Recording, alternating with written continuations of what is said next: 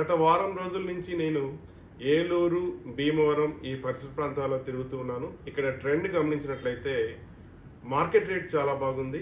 కానీ కొద్ది రోజుల క్రితం ఒక 10 రూపాయలు మార్కెట్ రేట్ తగ్గింది. సో మార్కెట్ తగ్గుతుందని చెప్పేసి అనేక మంది ఒకేసారి పడుతూ ఉన్నారు. ఇక్కడ విషయం ఏంటంటే ప్రస్తుతం కొనేటువంటి రేటు ప్రాసెసింగ్ ప్లాంట్ వారికి వర్కౌట్ అవ్వదు, వారికి నష్టమే, రేటు తగ్గిస్తారు. కానీ ఈ విధంగా మనం ఒకేసారి పడటం వల్ల రేటు స్పీడ్గా తగ్గే అవకాశం ఉంది, మొదటిది. రెండవది, మార్కెట్ రేటు బాగా ఉంది అని చెప్పి అనేక మంది సీడ్ స్టాకింగ్కి వెళ్తున్నారు.